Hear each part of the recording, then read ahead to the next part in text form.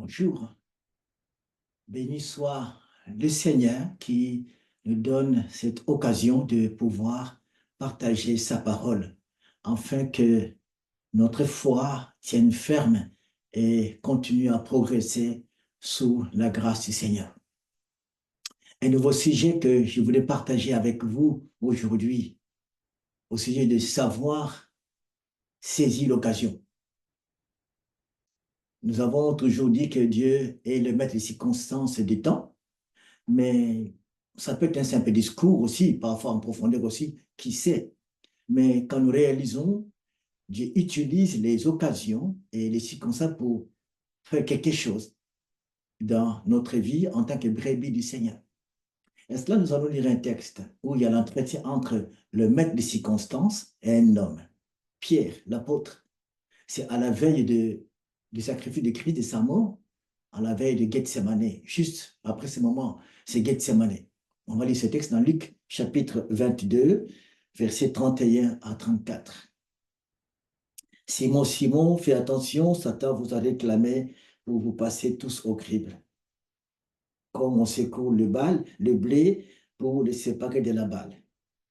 Mais moi, j'ai prié pour toi, pour que la foi qui ne vienne pas te manquer. Et toi, le jour où tu seras revenu en moi, fortifie tes frères.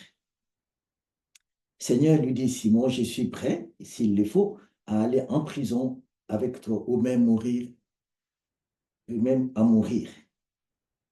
Pierre reprit, Jésus, je te l'assure, aujourd'hui même, avant que le coq ne chante, tu auras par 3 fois nié de me connaître. Tu auras par 3 fois nié de me connaître. Nous parlons souvent, Dieu est le maître des circonstances et des temps. Ici, il y a le Seigneur qui connaît les temps, les circonstances, qui se présente le Seigneur aussi serviteur de l'Éternel. Et puis après, il y a cet homme, Pierre, un apôtre, qui va recevoir une mission extraordinaire d'annoncer la parole à la Pentecôte et jusqu'à ce qu'il y ait des églises qui vont se créer aussi en mission, aussi à Césarée, vers Corneille. Mais ici, le Seigneur va lui une occasion qu'il puisse se retrouver quelque part par rapport à lui-même et par rapport au Seigneur. Alors, dans ce texte, nous voyons d'abord, il y a le grand projet de Dieu. Dieu a un grand projet. Et ce très grand projet du Seigneur, c'est une autre génération. Une génération qui vivra éternellement. Une génération qui est déconnectée de ce monde ici. Une génération dont les personnes doivent être semblables à Jésus, son Fils. Ça, c'est le programme du Père. Cette génération-là, elle est dispersée dans le monde entier. Mais c'est des hommes et des femmes que Dieu a appelés, a mis à part, a préparés pour son royaume. Et il y a tout un travail qui se passe derrière pour cette génération-là. Je l'espère que vous qui me suivez, vous êtes de cette génération que le Seigneur a mis à part. Parce qu'il a dit, j'ai des brebis qui sont avec moi, dans Jean 10. D'autres encore, je les amènerai je vais les attirer à moi pour former un seul troupeau. Je les ramènerai dans la bergerie. Et année après année, jour après jour, le Seigneur ramène dans sa bergerie les troupeaux, les bergers, les hommes et les femmes de la génération qu'il a commencé depuis la croix de Golgotha, depuis la Pentecôte qu'on a vu cette génération sortir 3000 personnes. Et dans ce programme, l'apôtre Paul a reçu l'inspiration de la pensée du Seigneur dans Romains chapitre 8. Qu'est-ce que l'apôtre Paul écrit?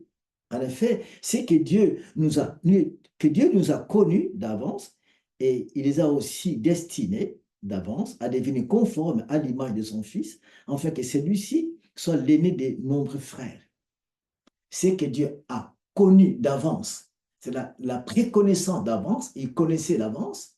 Et puis, il les a destinés, prédestinés à quoi? À devenir semblables à son Fils. Sur cette terre, ici où la génération qui sera suscitée sera une génération qui est semblable à Jésus. Elle n'est pas semblable aux églises, elle n'est pas semblable à quelqu'un d'autre, elle n'est pas semblable à nos communautés ni à nos cultures. Elle est semblable à Jésus, du royaume des cieux, de Dieu lui-même. C'est quelque chose d'extraordinaire dans ce programme divin.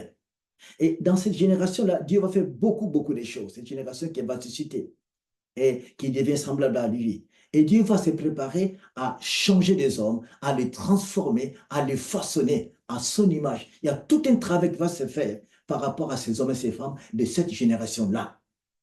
Heureux les hommes et les femmes que Dieu a choisis qui fassent partie de cette génération magnifique, que Jésus viendra quand il viendra pour les ramener vers son royaume éternel. J'espère que Dieu de cette génération que le Seigneur t'a choisi. Il faut une certitude de l'esprit dans ton cœur par rapport à cela.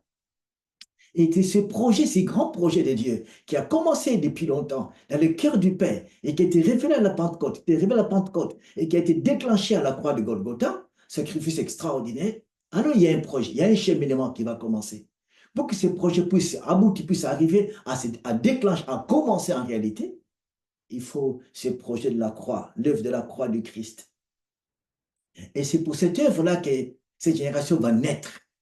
C'est extraordinaire. Et quand le Seigneur dit à Pierre, moi j'ai prié pour toi, afin que ta foi ne défaille, afin moi j'ai prié pour toi, que la foi ne vienne pas te manquer. Et toi, le jour où tu seras revenu à moi, fortifie tes frères.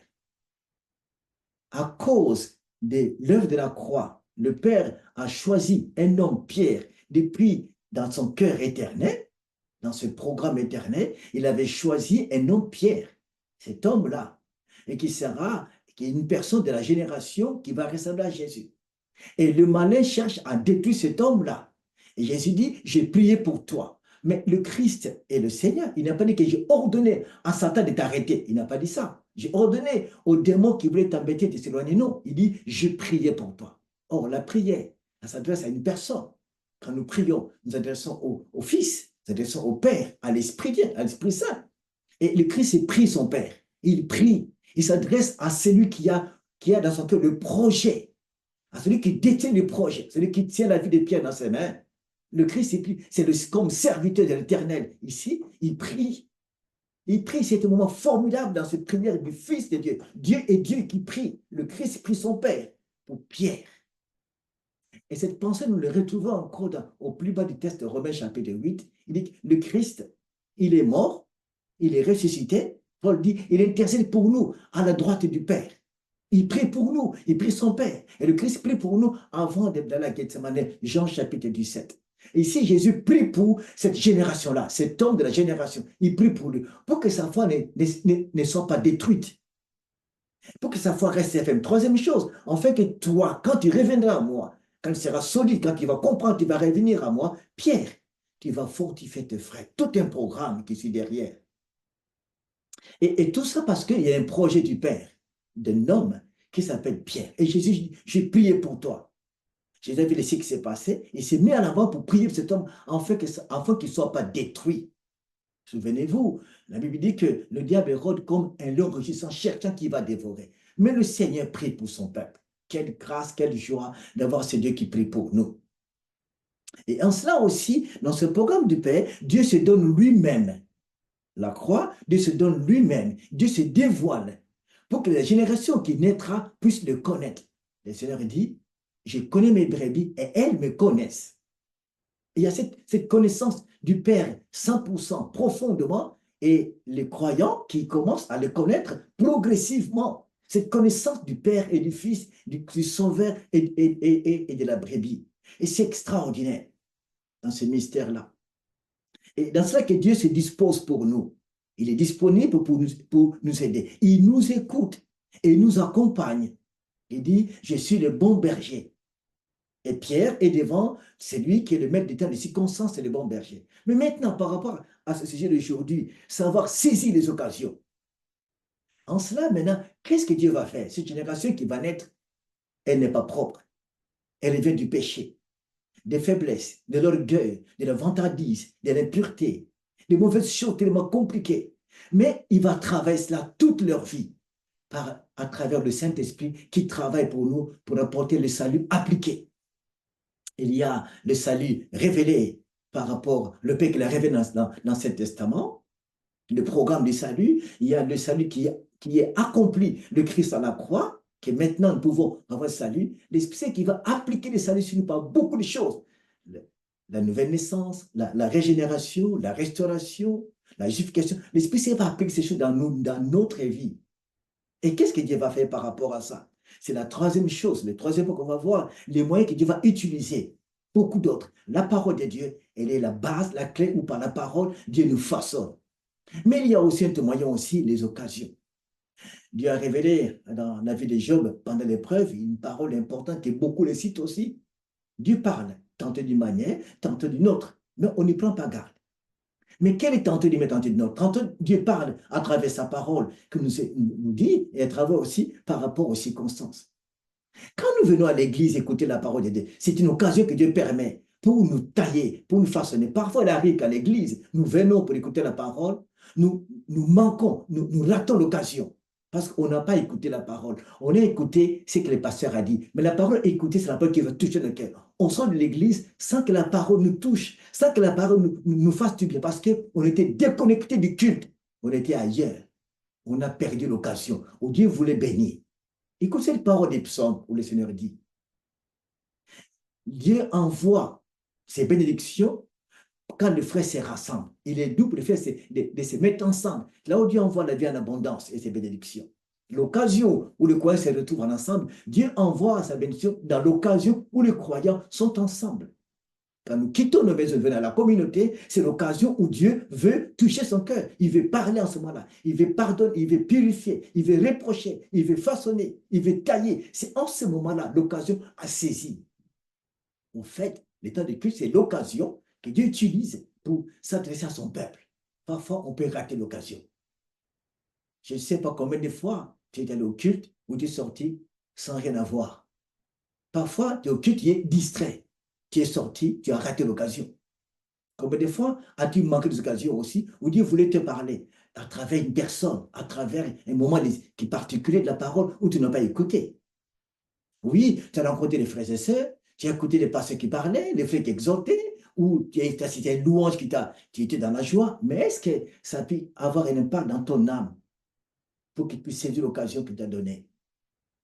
L'occasion saisie, c'est l'écho dans son cœur par la parole que j'ai reçue du Seigneur. Ça reste gravé dans mon cœur.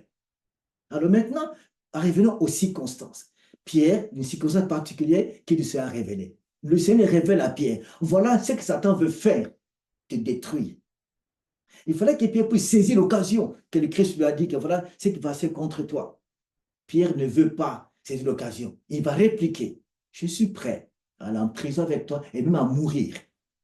Mais c'est une occasion qui lui est donnée. Si le Seigneur révèle quelque chose à travers le nom de Dieu, à travers la parole de Dieu, par le Saint-Esprit, pourquoi ne pas saisir l'occasion?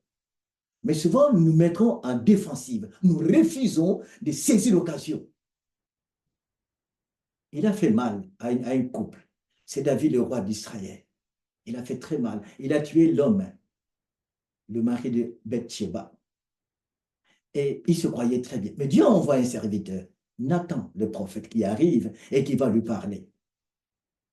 Et David, il a compris, il a saisi l'occasion. Il s'est repenti. David n'a pas mis en avant sa royauté, son pouvoir, son autorité, son intelligence, ses richesses. Pas du tout. Il a saisi l'occasion. Dieu veut nous façonner par des occasions comme ça. Il s'adresse, saisissons l'occasion pour qu'il y ait une réponse particulière. Et ici, David a saisi l'occasion. Il n'a pas reproché Nathan, il n'a pas condamné Nathan, puis il a saisi l'occasion. Il s'est amené à la repentance auprès du Seigneur. C'est un homme béni. Regardez cet homme, c'est la projection des choses du Nouveau Testament. Il a reçu le pardon du Seigneur. Et implore la grâce de Dieu, ne me retire pas ton esprit que tu as mis en moi, car tu l'as retiré à Saül, le roi qui m'a précédé. Frères et sœurs, chers amis, saisissons l'occasion que Dieu met devant nous.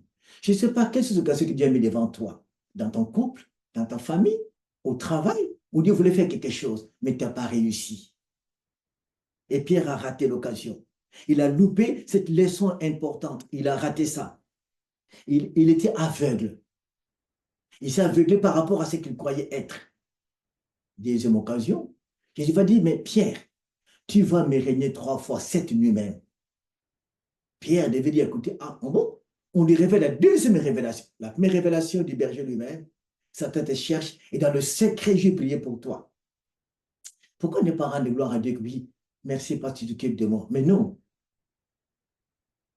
Deuxième occasion, tu vas me régner. Et il dit que non, je ne veux pas te régner. Je serai avec toi. Je vais rester avec toi. Regardons le texte. Seigneur, lui dit Pierre, je suis prêt, s'il le faut, à aller en prison. Avec toi même à la mort. Je suis prêt à aller en prison. Jésus parle de sa foi qui serait menacée. Lui, il proclame, lui, je suis si grand, prêt à aller en prison avec toi. Mais j'ai dit que Satan veut te détruire, mais j'ai prié pour toi. Et deuxième occasion que Christ va s'adresser à lui, tu vas me régner. Il aurait pu écouter, c'est la deuxième révélation maintenant de mon échec, de ma destruction, que le Christ est pris pour moi. Et qu'il m'arrive des choses cachées que je ne connais pas. Pourquoi ne pas se réjouir? C'est ce qui est extraordinaire. Il a raté la deuxième occasion. Les occasions, Dieu les permettra toujours dans notre vie. C'est un instrument qu'il va utiliser pour pouvoir nous façonner. Tellement que l'homme est compliqué, il va utiliser cette occasion-là pour nous aider à aller plus loin. Dieu maîtrise toutes choses. Le temps lui appartient. Il amène les gens à l'aide de ce particulier. Le temps lui appartient. Il prend son temps pour créer des circonstances, permettre des occasions où tu te retrouves. Parfois des circonstances difficiles, parfois des joies, parfois compliquées. Regarde, qu'est-ce qu'il y a? Dernière chose, le discernement. Dans la Bible, Paul en parle. J'ai pris que Dieu vous donne le discernement. Il prie pour l'Église, les chrétiens, qui vous donne le discernement dans sa sagesse, dans sa puissance infinie. C'est important de créer un discernement de l'Esprit du Seigneur, non pas de ce monde ici. De discerner ce qui est autour de moi. Quand Jésus dit, Pierre, répète Jésus, je te l'assure, avant que le corps ne chante, il me régnera 3 fois. Pierre n'a pas discerné. Pierre n'a pas discerné. On lit plus loin, il n'a pas dit écoutez, mais ça va plus loin. Il n'a pas discerné. Dieu nous donne son esprit et il nous amène à discerner ce qu'il y a autour de nous, ce qui va arriver. Saisis l'occasion, discerne ce qui se passe. Toute notre vie, marchons en discernant les occasions, les circonstances. Qu'est-ce que Dieu veut dire? Qu'est-ce qu'il veut me parler? Qu'est-ce qu'il veut m'annoncer? Ne rate pas les circonstances, les occasions que Dieu permet pour toi, parfois pour te bénir, parfois pour te fortifier, parfois pour te reprocher, tu n'es pas parfait, parfois pour briser ce qui est en toi qui n'est pas bon, mais saisis l'occasion que Dieu te donne. Ça va beaucoup t'aider. Il y a une femme qui a saisi l'occasion. Cette femme qui avait le perte de sang pendant 12 ans, elle était malade. L'occasion était là. Elle a saisi l'occasion. Si j'arrive à le toucher, je serai guéri. Elle a saisi l'occasion, elle était guérie. D'autres aussi étaient là. Chacun avait sa façon de faire. Alors, ne rate pas les occasions que Dieu met dans ta vie. Ne le rate pas. L'occasion est là. Dieu a donné l'occasion à Caïn quand il lui a parlé. Caïn n'a pas saisi l'occasion. Que Dieu lui a révélé, attention, le péché est devant toi. Fais attention. Il n'a pas saisi l'occasion. Il a tué son frère. Et c'est ce qui est grave. Dieu continue à parler aujourd'hui.